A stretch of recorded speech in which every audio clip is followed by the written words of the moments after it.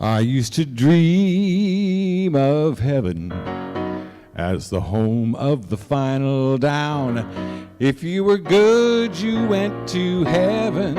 If you were bad, you went to town. I used to see a heaven as a snow kingdom cold as lead.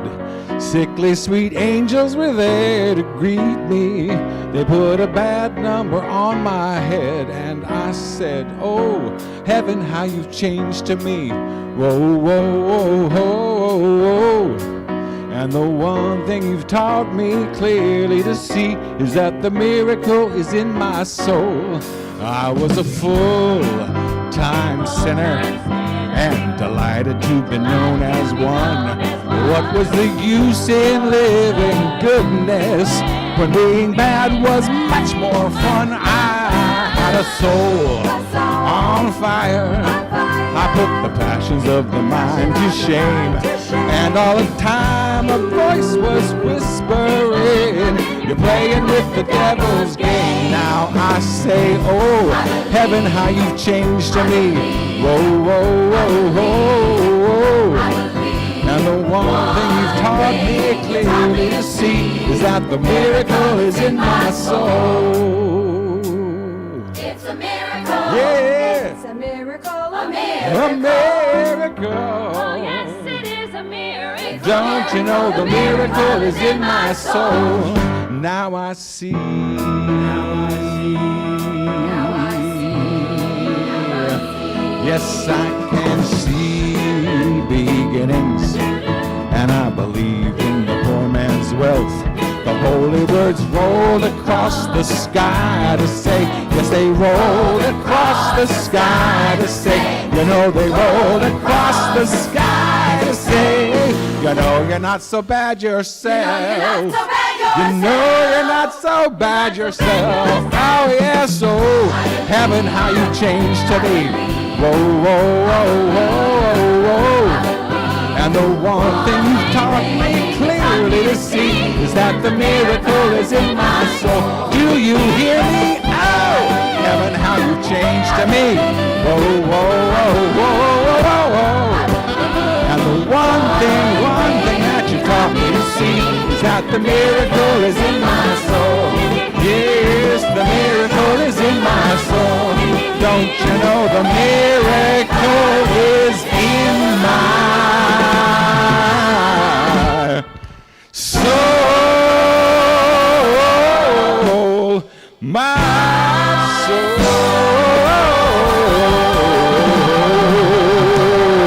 Yes. Thank you.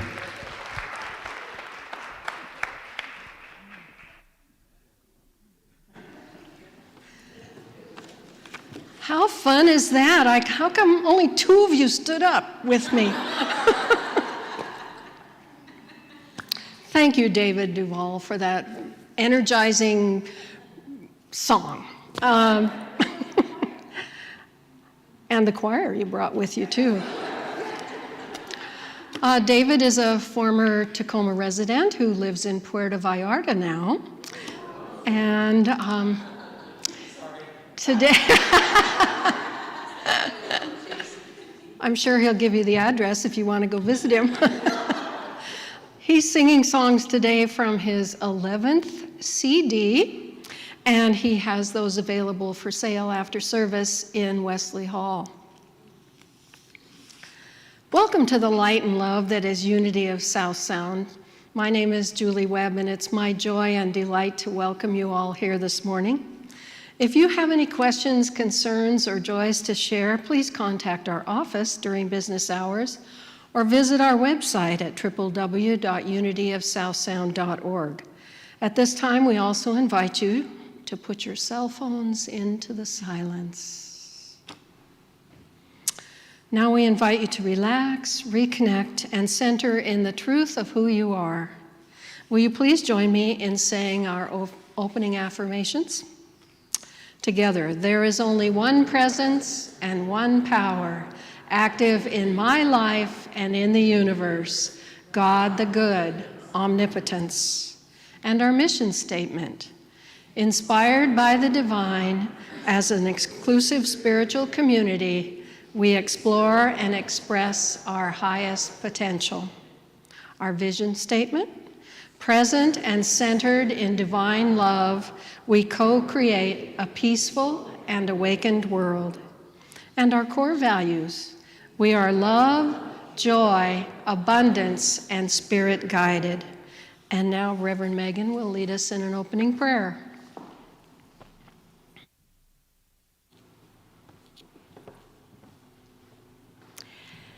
Good morning, welcome. And thank you, David, for that rousing, energetic, getting us up and going and bringing your choir with you too. I love that. Maybe it's like an intention, we're planting a seed to have a choir here again. Wouldn't that be fabulous? So all of you singers out there, yeah, let us know you're ready, right? So we just take this moment to breathe, to feel the energy of life that is actively reminding us we are divine by nature, and to come to this place just being present to whatever it is that we're experiencing in this moment. And so we light the candle that reminds us of our light. Okay, come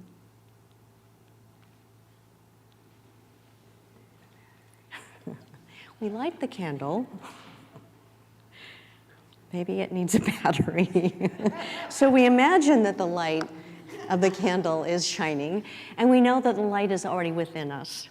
So we just feel that light as we take a moment to just breathe and to again affirm the truth that there is only one presence and one power, active in my life, in the universe, in unity of South Sound. Everywhere we go, God, goodness, omnipotence, is active in and through and as me with every breath I take. So am I listening to that voice within? Am I allowing myself to be that expression of my divine identity wherever I go? Do I have the courage to show up, to be my potential? Those are the questions that we invite ourselves to ask every day. And so as we do that, we know we become more and more of our light, and we make a difference in the world. And so today we send the light out into the darkness, wherever it may be, to shine the light where it needs to be seen.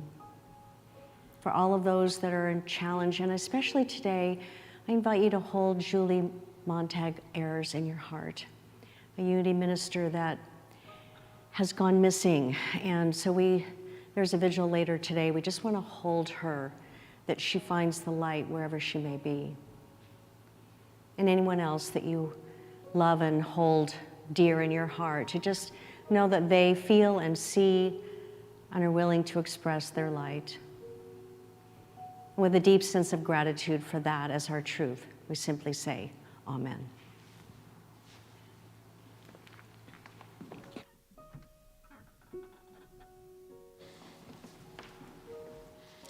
Now I invite you to stand if you are able and join Michelle Zwasta in some congregational singing. And it's a rousing one, so dance and sing. I'll move away.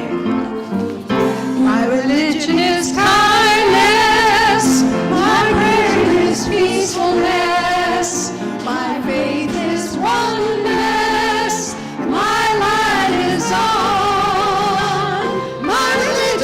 Kindness, my prayer is peacefulness, my faith is oneness, my light is on. I will let my light shine, I will let my light shine, I will let the light within me shine for good. I will let my light shine, I will let my light shine, I will let the light within me shine for good. My religion is kindness, my prayer is peacefulness, my faith is oneness, and my light is on.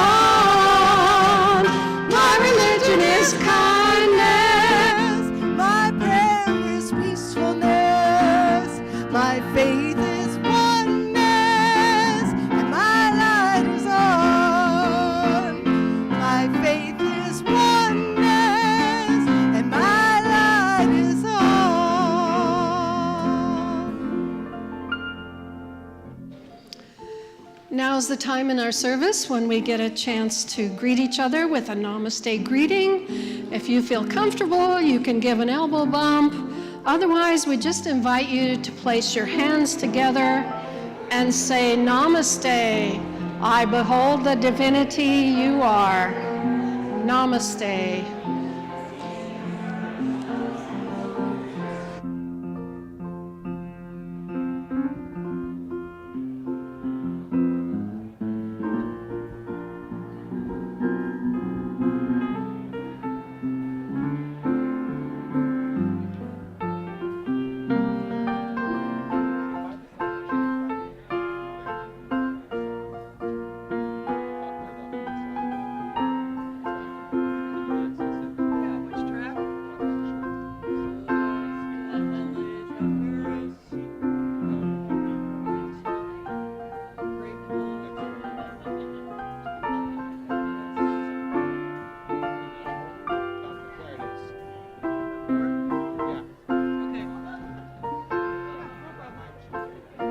Whatever it is, Paris is next.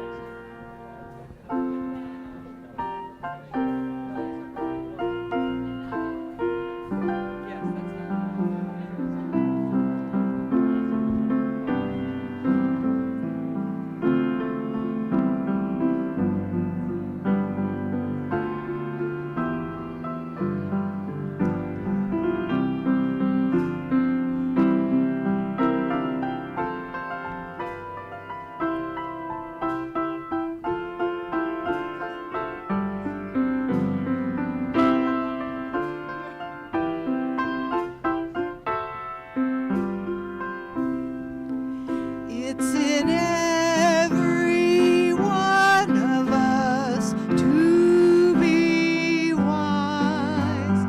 Find your heart, open up both your eyes. We can all have everything without ever knowing why.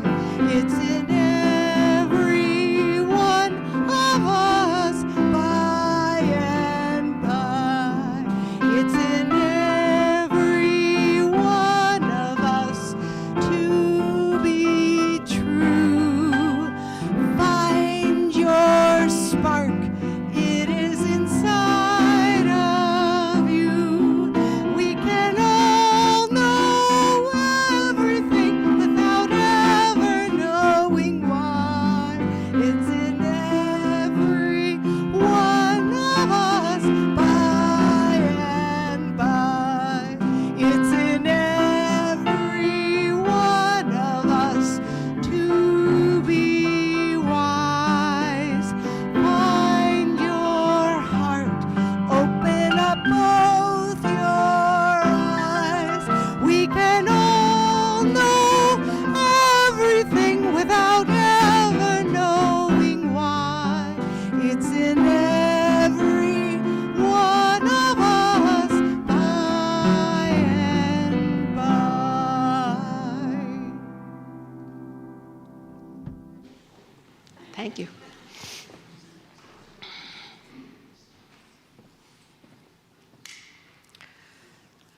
So the message topic today is compassionate conversation, and I invite you to consider prayer being a conversation within you and around you.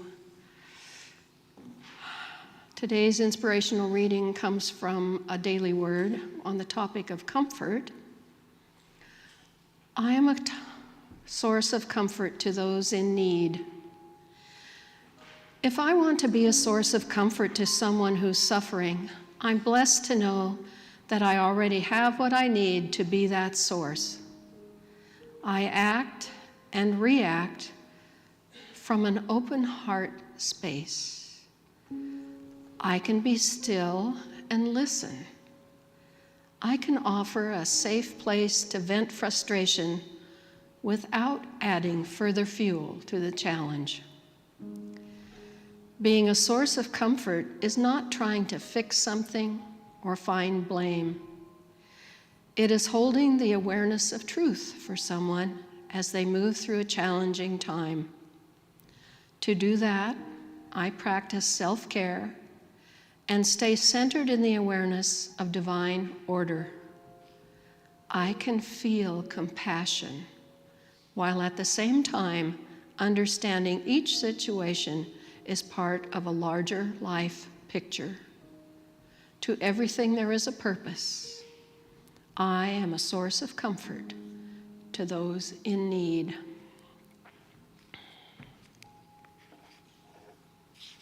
And now Reverend Megan will lead us in a time of meditation.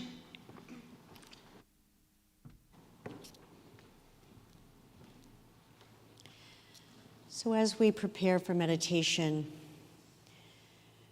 we begin with the vibration of song. And if you know this one, it's Sacred Love by Daniel Namot. I invite you to join me. We're just doing the first verse. And so just allow yourself to be preparing for this time of listening, to put aside anything that may be a distraction and just feel the support of your bench beneath you.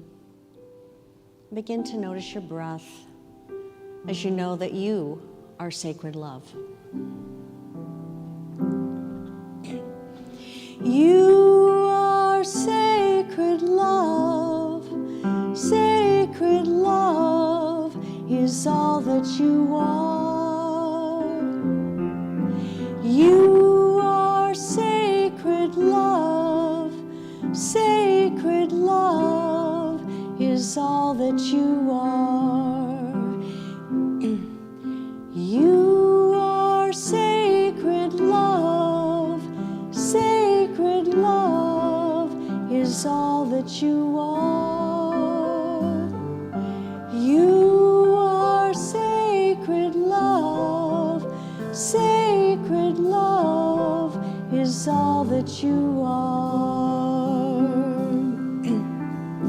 Show the way, God, show the way. I want to live in such a state of grace. Lead the way, God, lead the way. I want to live in such a holy place. Show the way, God, show the way. I want to live in such a state of grace. Lead the way, God, lead the way. I want to live in such a holy place. Such a holy place.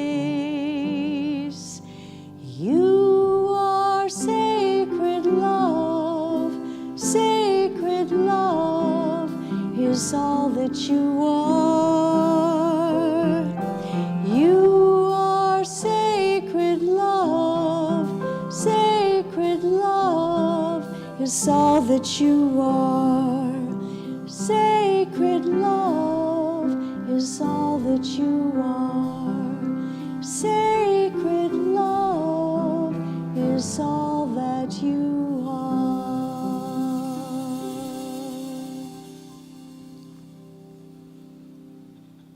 And so we take a sacred breath of that love as we gently close our outer eye and begin to feel the love that we are. And let the vibration of our singing bowl just take us to a deeper place. And just breathe into this vibration.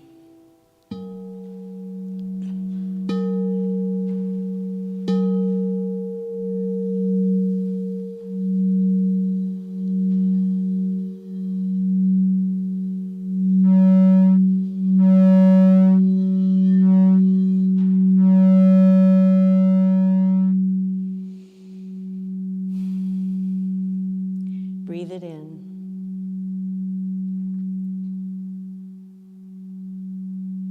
Feel it.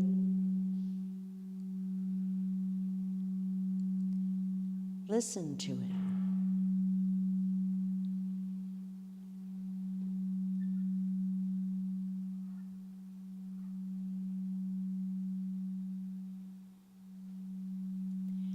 notice what you experience.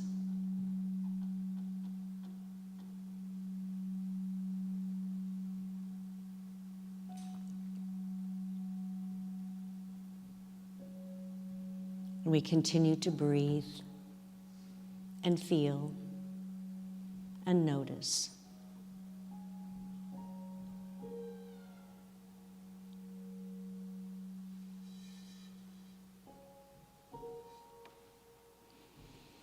I breathe in. I am the sacred love of the universe. And I feel where that goes within me. I breathe out anything that is not one with that sacred love. I breathe it out knowing it is being transformed back into love.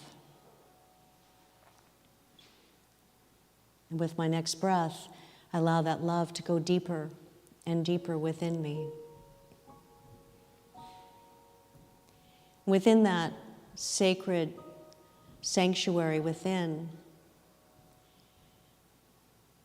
I rest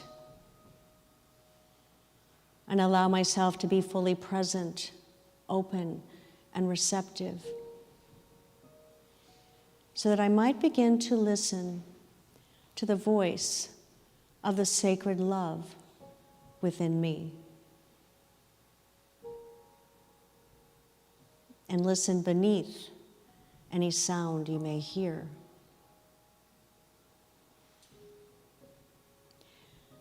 For that sacred voice is your original self, your divine self, reaching out to you. So take a moment in the silence to listen to that you are, whatever gift it may have to offer you in this moment, in the silence. Really, really listen.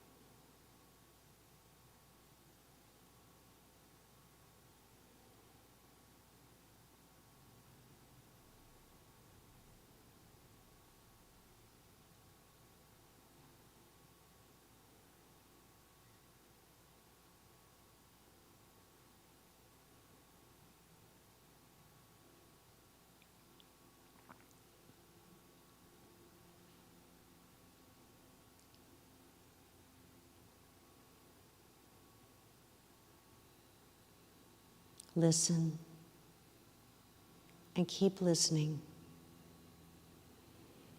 and notice and feel, and take a breath, feeling that breath deeply within you, activating you, reminding you, I am a light. And sacred love is who I am. And we bring that realization back into this moment, into this physical experience, to the relationship with each other, with a heightened awareness of the value of listening. And we open our eyes in a deep sense of appreciation. And we continue to listen. And so it is. Amen.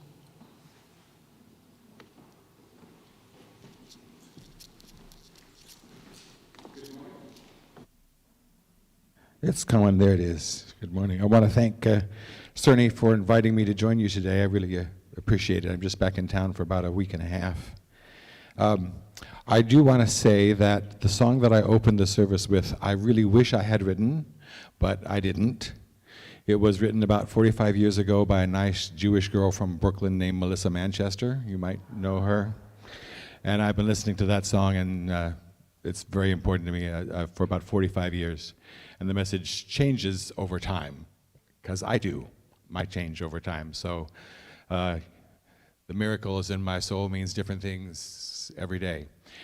When I knew that the topic today was going to be compassionate communication, this song I'm about to sing, which I did write, was the first thing that came to mind, and it's not about the topic, but it's an example of the topic. Actually, Cerny, I'm going to need a G in just 1 second, because I created a song with no intro. So if I don't have the pitch before the track begins, God only knows how we're going to get there. This song was written after my wife and I got a diagnosis that she was going to start an adventure with Alzheimer's, and we had to figure out what we were going to do with that, which is one of the reasons that we went to Mexico, where it is warm and sunny and we can be happier more often, which we are. But I have about a 50% ratio of getting through this song without getting choked up and crying. So I've got words here in case I panic. I just want to say, you know, I know this song, I wrote this song, but it's still like, you know what I mean? Yeah, okay. Can you slide me a G, please? Anytime, Amy.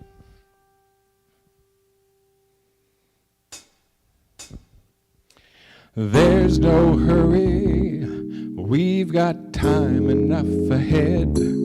Don't you worry, let's find light and joy instead. Nothing's changed, except now there's more we know. Sure, it's strange, but that's just how it goes. So what if there's some hopes and dreams that need to fall away? There's not a thing can take away our brilliant yesterdays. We'll always have Paris, croissants from the patisserie down the lane. We'll always have Paris, that dash to the door to wait out the rain. Amidst all our grand adventures and whatever may lie ahead, we'll always have Paris, just like Bogey said.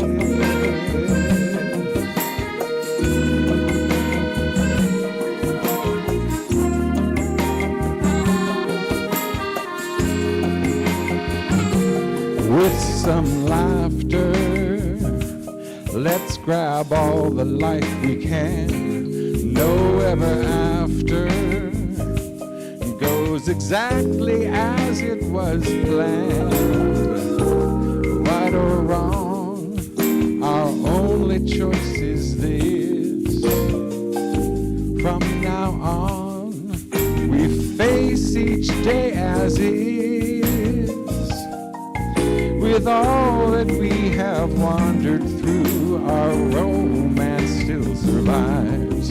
No state of mind can kill it now, as long as time goes by. We'll always have Paris, the lights seen from the cruise on the river boat. We'll always have Paris, locating the flat where Gertrude wrote. Amidst all our grand adventures and whatever may lie ahead, we'll always have Paris, just like Bogey said.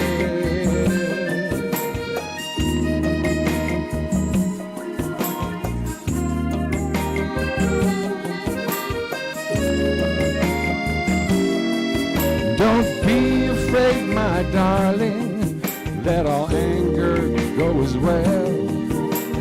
This is the path that we've been placed on. Let's waltz through heaven and not slog through hell.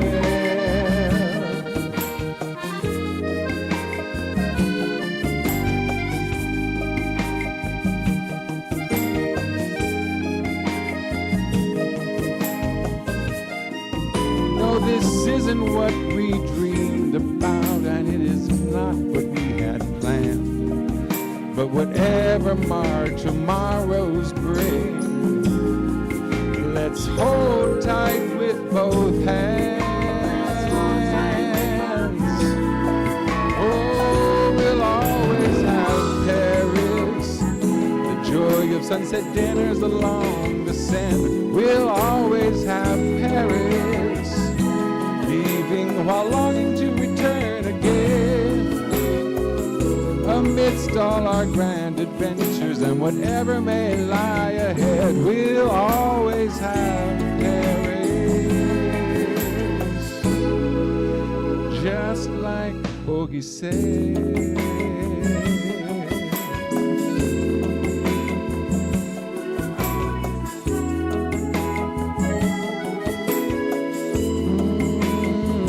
We'll always have Paris,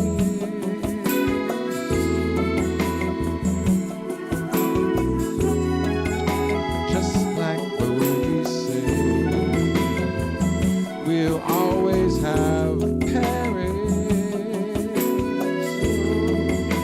Oh, yes, we will.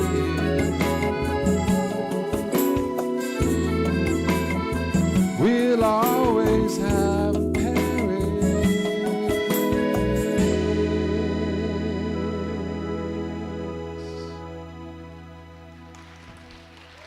Thank you.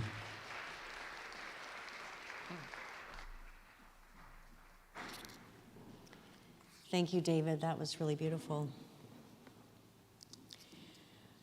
So I thought I would start with a little prayer. Maybe this is a prayer that you say some mornings.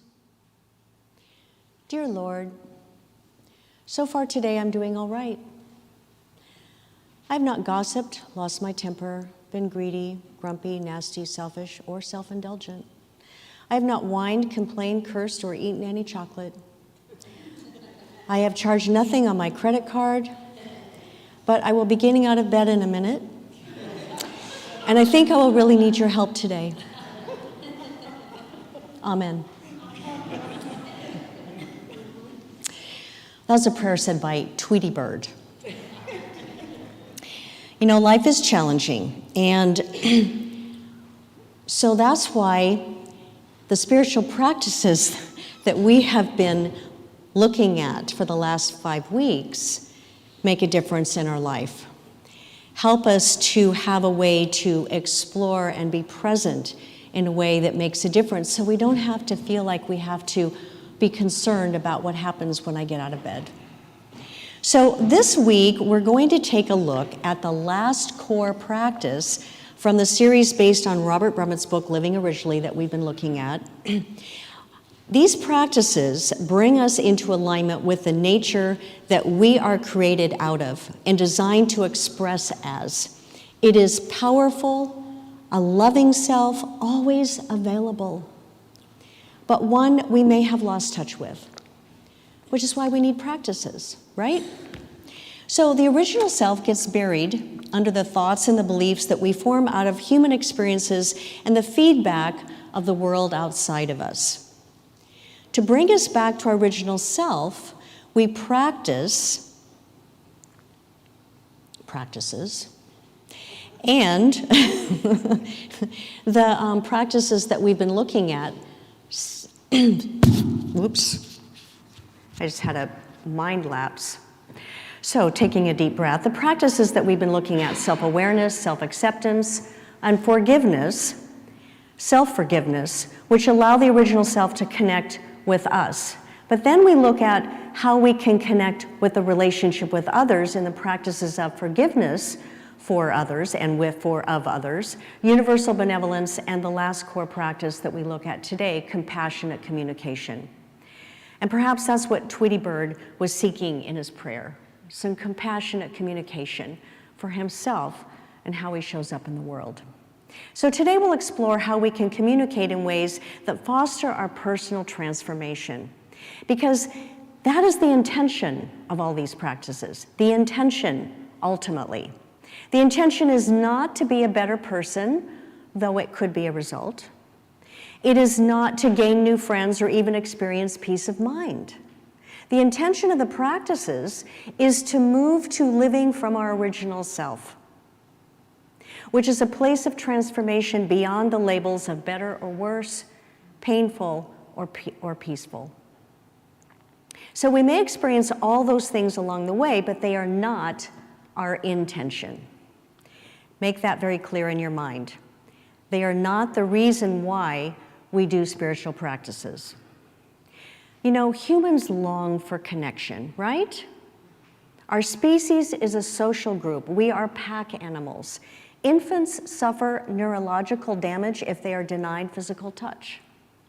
People who are blind depend on voice and touch. People who are deaf depend on visual clues and touch. And I can only imagine the isolation that Helen Keller, both blind and deaf, experienced. I know a student of a diversity awareness class who did her immersion project on deafness. And she said she went about a whole day with sound-stopping earplugs on. Can you imagine? And she said it was startling how isolated and alone that she felt, missing out on the conversations that were going on around her. So yet, if you were anything like me, not all my communication experiences are connecting, right? So when someone wants to change me, or I want to change someone, or their belief or their opinions, the communication is usually about persuasion and perhaps even coercion. Perhaps the exchange is just about expressing our anger or frustration, and one of us defensively stops listening. And we don't have to move away to stop listening, do we? I remember my boys used to stick their fingers in their ears and go, na na na na na na na na na, so they didn't have to listen. And how annoying was that, to know that they weren't willing to hear what you had to say? Maybe you've done that, I don't know. But we just stop, and we begin rehearsing what we're going to say next, and we aren't listening. But it's important to note that communication involves both what we say and how we listen. How we listen. Got that? Although Brahma calls this practice compassionate communication, which is a practice where we're invited to remember who we are, that we are one with all beings everywhere. But to note that it is not the same practice as that from Nonviolent Communication, the work of Marshall Rosenberg's book, which is sometimes also called compassionate communication. I highly recommend that, and to take courses in that, which is based on observation and how to express our needs compassionately. But this specific communication practice is also an important part of our transformation work as a spiritual practice.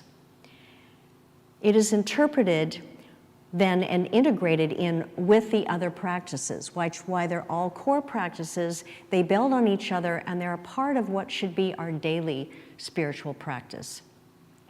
A scripture reference addresses this practice very clearly from the book of Matthew 10:20, when it says, "For it is not you who speaks, but the Spirit of your Father," and I'm going to say that means source, the Spirit within you, speaking through you. Not Spirit will speak through us when we get our egos out of the way. Now, that's what happens. We have to get our egos out of the way for Spirit to be able to speak through us. And we can be sure that when we speak rudely or uncompassionately or unkindly, that is not Spirit speaking through us. We can all agree to that. That is our ego and our own need to be right. And boy, we like to be right, don't we? So I like to use this affirmation, "It is not I, but the Christ within who speaks through me," as a reminder of who's doing the speaking, so that I can get my ducks in a row, so to speak, that I'm aligning myself with where I want to be and what I'm connecting with.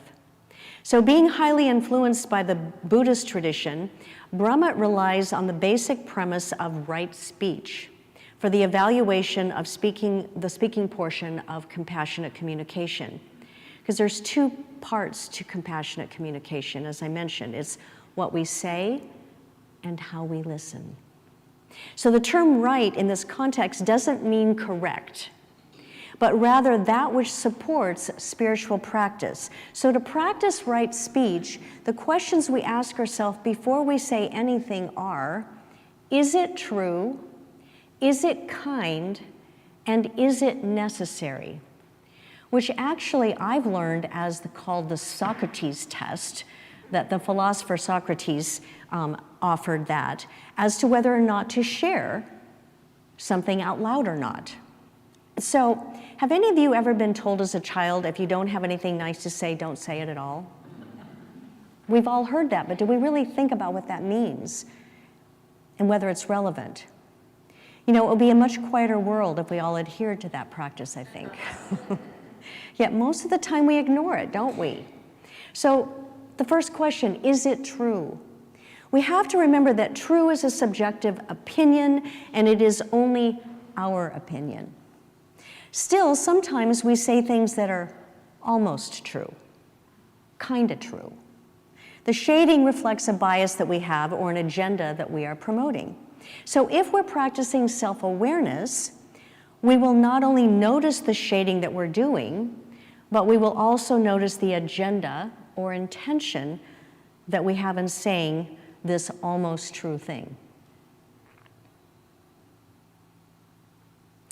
We also may notice a slight discomfort in our bodies, knowing that it's almost true. So noticing. All of these clues are hints that we might want to remain silent, or as we begin to notice these clues, to practice self-acceptance without judging, and begin to explore why we are saying these almost true things. If we are whole and complete and loved, would we need to say these things that are almost true?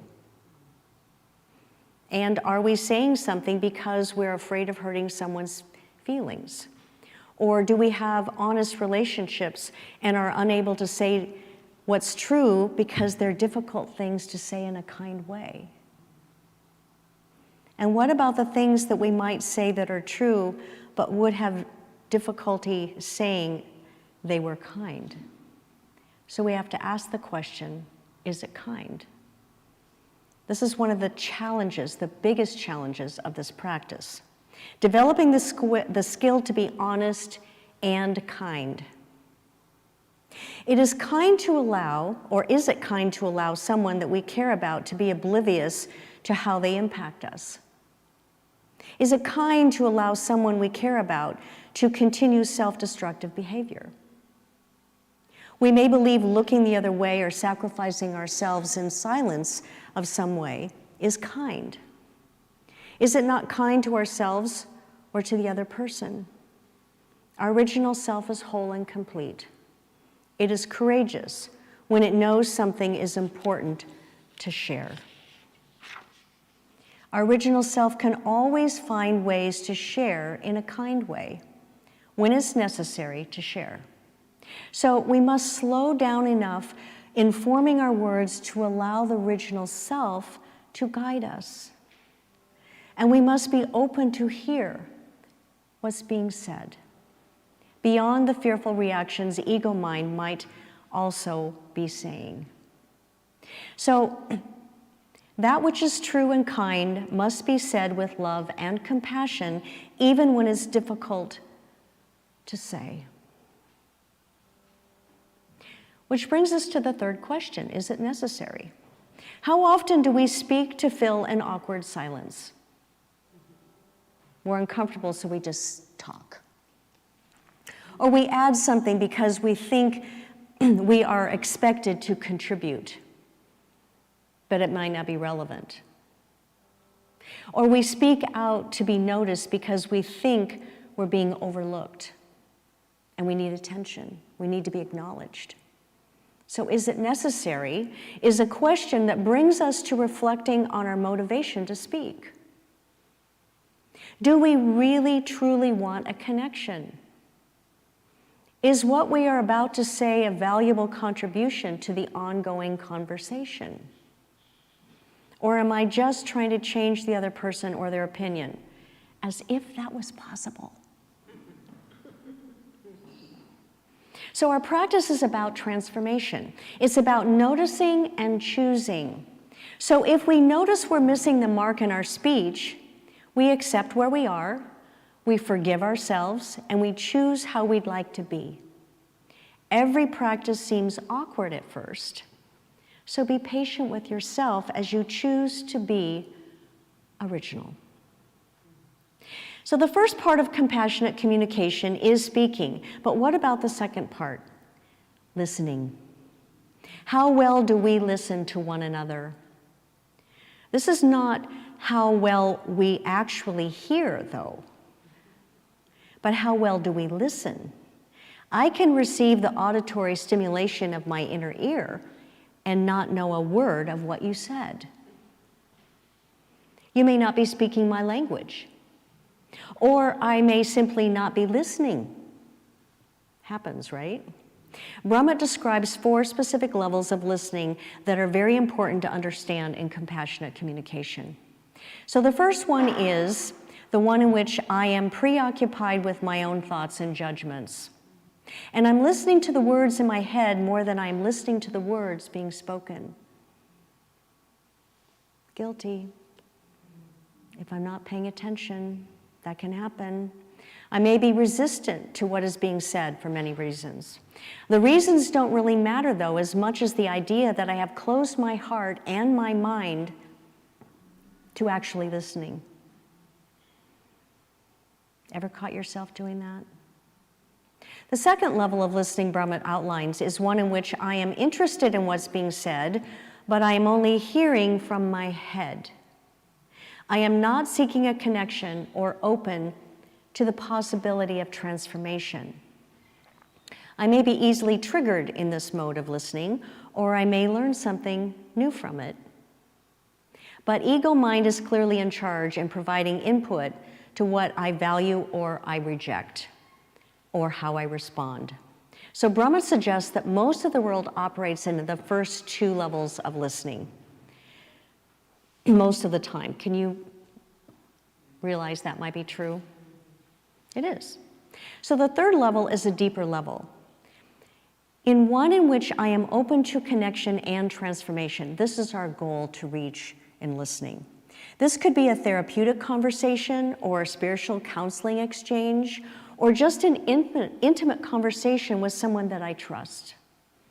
I allow myself to be vulnerable in this level of listening. And I am practicing self-awareness and self-acceptance so that defenses don't fly up to separate us from either myself or the other person, from my original self.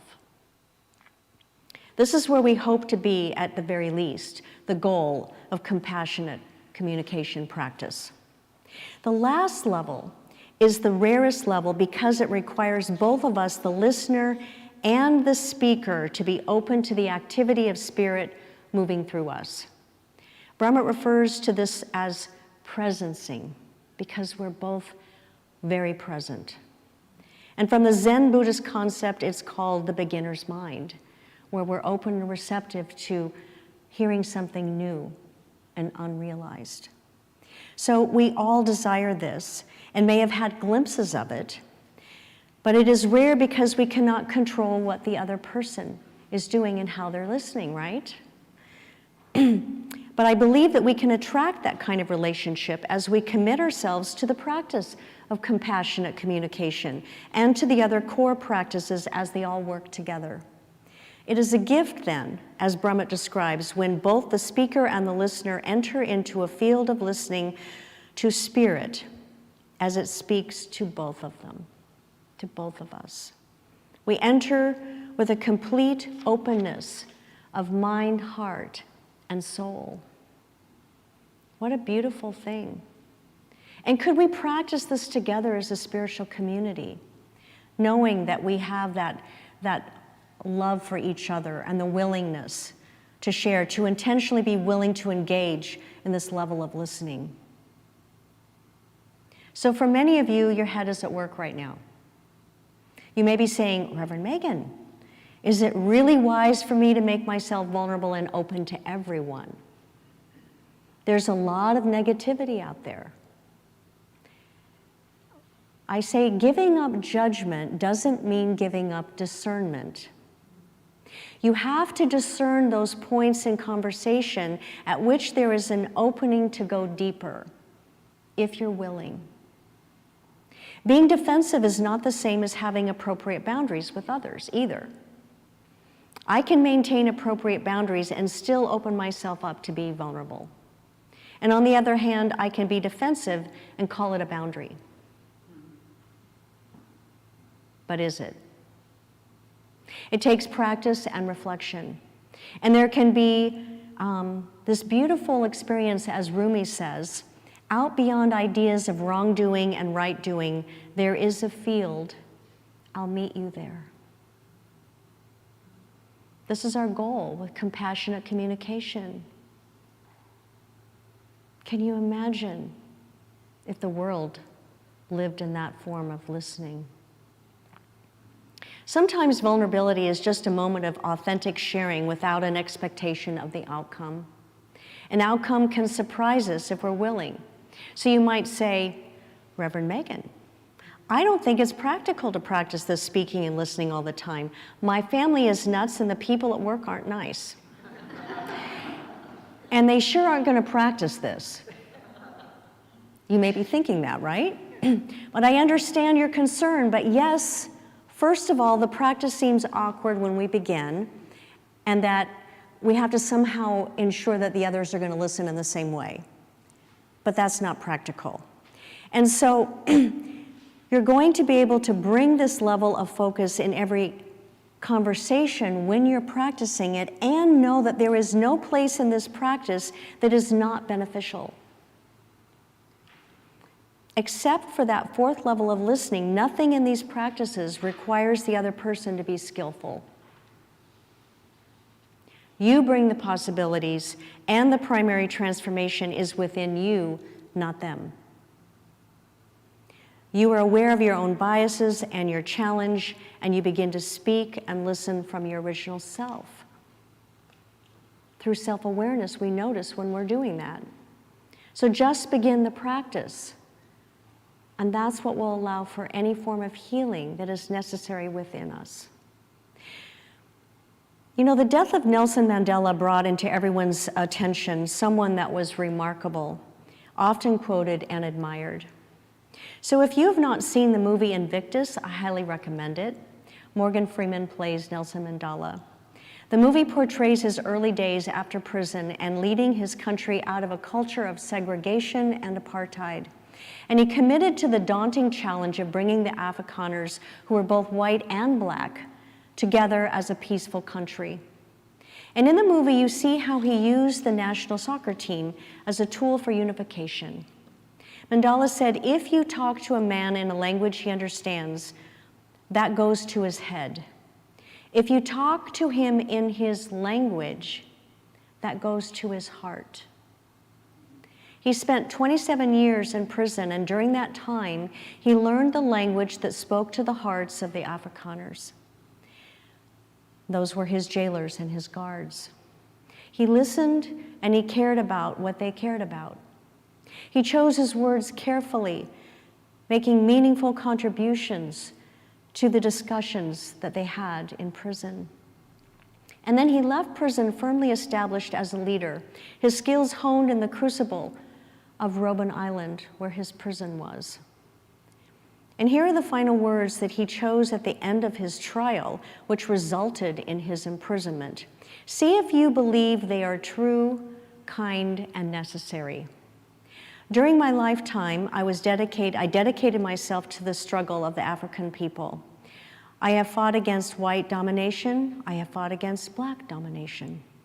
I have cherished the ideal of a democratic and free society in which all persons live together in harmony and with equal opportunities.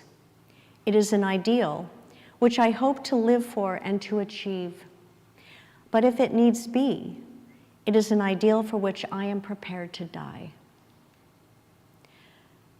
Nelson Mandela was simply a man, but he would say he was not a messiah, but an ordinary man who had become a leader because of extraordinary circumstances.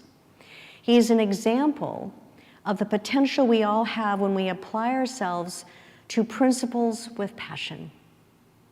Nelson Mandela, I believe, lived much of his life in possibility, holding a vision beyond what he saw.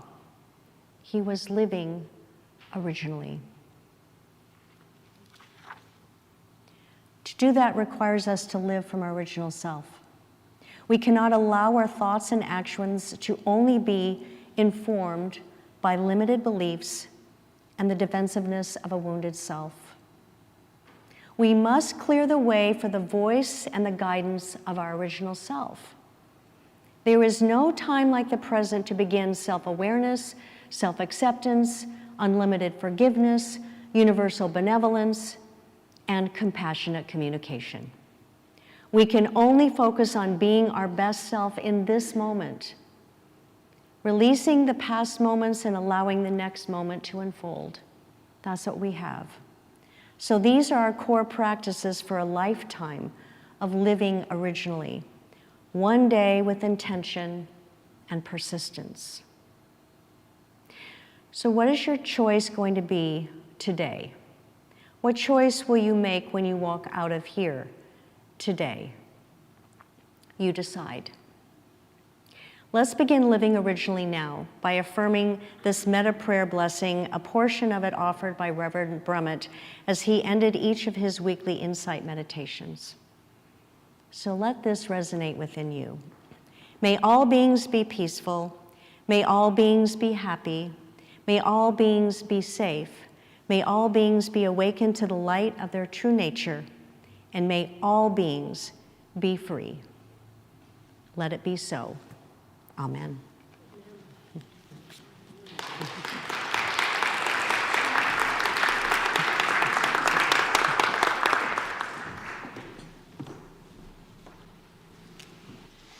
Thank you so much, Reverend Megan. So it sounds like our assignment this week is to determine where our source is. Is it the Christ within, or is it the ego that's speaking? I've got work to do. Welcome to our newcomers and our live streamers. We want to thank you all who may be joining us for the first time here or online. Thank you for sharing your consciousness and your love with us. Also, we have a welcome packet at the back table if you are here in person, and we encourage you to sign our guest book. If it's the second time you've joined us, welcome back. And if you've been with us for a long time now, welcome home. To all our friends, whether here or online, we want to share our unity blessing together. We love you, we bless you, we appreciate you, and we behold the divinity you are. This time we'd like to prepare for our love offering and invite David to prepare for his next song. This is a time in our service when we get a chance to share of our financial blessings with this community, and there are many ways to do so. You can give through our Facebook page by clicking on the donation button on the top right. It's easy and secure. You can call our office. You can mail it to us. Or if you are here in person, there are offering envelopes in the back of the pews, and there is an offering plate at the back table of the sanctuary. Whichever way you make our tithes, we hold these love offerings in this moment in our hands and in our hearts and affirm together, divine love through me blesses and multiplies all that I am, all that I have, all that I give, and all that I receive. I am in perfect balance and flow with the universal tides of giving and receiving, and we are truly blessed. Amen. David?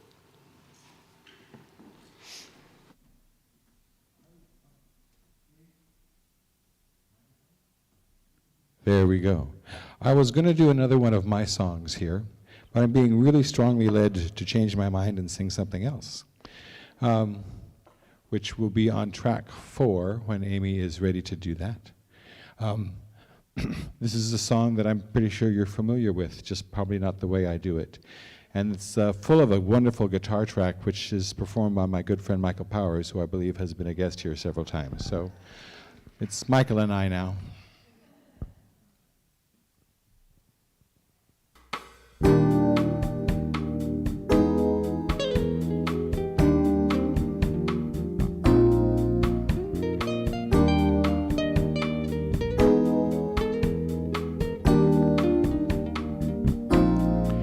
When the skies are bright canary yellow, I forget every cloud I've ever seen. So they call me a cockeyed optimist, immature and incurably green. I have heard people rant and rave and bellow that we're done and we might as well be dead. But I'm only a cockeyed optimist, and I can't get that into my head. I hear the human race is falling on its face and hasn't very far to go.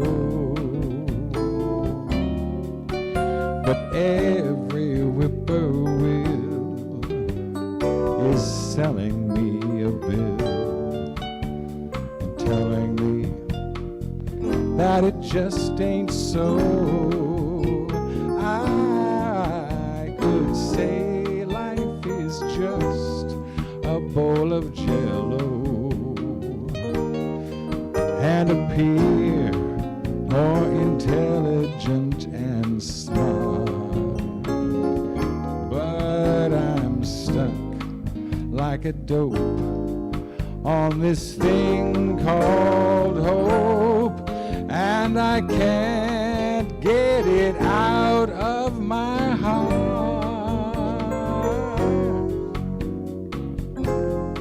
No, no, no,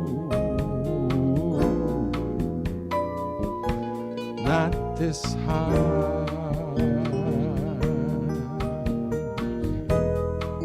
No, not this hard.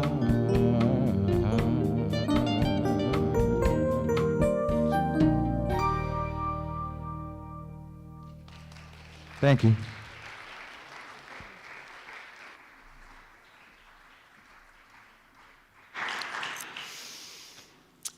Thank you so much, David, for being here today, bringing sunshine from Puerto Vallarta with you. The heat. And thank you for bringing your choir, and Michael Powers also. We're triply blessed. Okay, we have a few announcements today. And I would like to start with our very special tithe blessing. As you know, we are a tithing church, and we today are going to bless the recipients of our January tithes. Unity of South Sound has a commitment to tithe 10% of all love offerings back out into the community to trusted organizations that help us build a world that works for everyone. We hold these tithes and love offerings in our hearts and affirm this together. Divine love, through me, blesses and multiplies all that I am, all that I have, all that I give, and all that I receive. I am in the perfect balance and flow with the universal tides of giving and receiving. Thank you, God. Today we also have a letter from one of our tithe recipients. It's a brief thank you note from Butte, Montana, Unity Truth Church. It's a dear friends from Unity of South Sound. Your donation is very much appreciated. We need a new roof and interior repair due to the roof leak. With your generous support, we're getting closer to our goal of a new roof after winter. Thank you again for your generous support. You are a blessing, all capital letters. And it's signed from their treasurer, Cindy. So we do hear back, and it's doing good work out there. We have a few more announcements to highlight for you this morning, and we'd like you to know that you can keep up to date on all the Sunday services and events by subscribing to our weekly e-blast. Go to our homepage and click on Newsletter Sign Up button, then fill out your contact information and submit. Your information will be safe and secure on this site and will never be shared. Team leads and members of the Sacred Service teams will gather today for a 1-hour meeting 15 minutes after the service. Whether you are on a team or interested in joining one, you're invited to grab a snack and meet us in the fireplace room where we will share our feedback, our ideas, and our joys. And you're all welcome to be there. We'll be talking about all the teams, hospitality, ushers, even some chaplains, some of the side groups, the men's group perhaps, the women's group, circle of friends. Anything you might be interested in, questions and comments, please come. Palm Sunday, that's next Sunday, and we have a special treat as Reverend Michael will be our guest speaker. And I was going to point him out, and he moved to the way back. He'll be sharing a Palm Sunday message titled, Prepare Ye, while the chaplains and Reverend Megan will be at our annual retreat at the Priory in Lacey. Can I add Stephanie Ann Johnson will be here? Stephanie Ann Johnson will be here next Sunday. Awesome. 12 Powers Candlelight Communion Service. In preparation for Easter, we will be holding a 12 Powers Candlelighting and Communion Service on Thursday, April 6th at 7 p.m. here at the Spire. We hope you'll join us for this special service. And then the following week is Easter. Our Easter celebration will be held Sunday, April 9th. As part of this special service, we will be holding our traditional flower ceremony. In preparation for that, we're putting out a call for donations of flowers. If you'd like to sign up to bring a dozen or so flowers on Easter, please contact Heidi in the office. We will also have an Easter egg hunt immediately following the service, and we can't wait to celebrate with you. I might add that if you are not able to bring a bouquet of flowers, feel free to trim some greenery from your own yard. We can always use ferns and rhododendron greens and ivy and some beautiful things that tuck in and fill in the flowers. And then Reverend Megan is here to talk to you about the upcoming Prosperity Series. I just want to bring your awareness because I would like everyone to choose to participate. This is a very important foundation of spiritual practice that we teach. So after Easter, the third Sunday, well, don't worry about that. It'll be a Sunday series, and I'm doing a Tuesday night Zoom class as well. The class will start on April 25th. At 6:30 p.m. Registration is required. There are flyers in the back here. It's on the e-blast, everything you need to know. It should be getting uploaded onto our website as well. But it's an intentional class to incorporate the practice of prosperity into our lives and make a commitment to demonstrate it as we claim the abundance of the universe in every area of our life. Does that sound good? Yeah. Do you really want to understand that? Prosperity is a way of living. So I would like to see everyone participate. There is a love offering collected, and if you want to pay for all 5 weeks in advance, we recommend a reduced rate. And you do need to contact the office to register and get the Zoom link. If you have any questions, I'm available. Again, it's a few weeks out, but I just want to make sure everyone has a heads up. So look forward to more good stuff. More good stuff. Now it's time to welcome in our children. And you are walking in the light, in the light, in the light. You are walking in the light of God. In the light, in the light, in the light, in the light, in the light, in the light, in the light of God.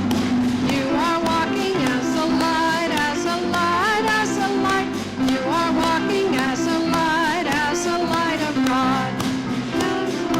As a light, as a light, as a light, as the light of God. All right. So look at all these wow-yours. We had so much fun today, and we had Uniteens as well. So great.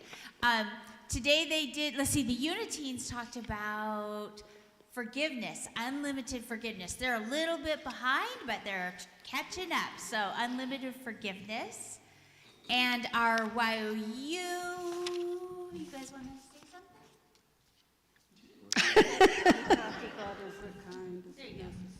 We talked about compassionate communication, and we talked about, is it true and is it necessary and is it kind when we speak?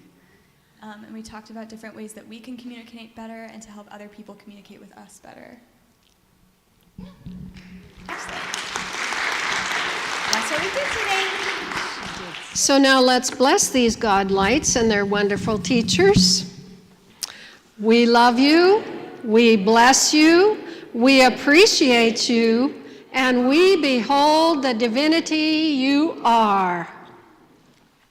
Parents, if you have young children down here, don't see too many, you're welcome to join and take their hands as we stand and sing our song, peace song.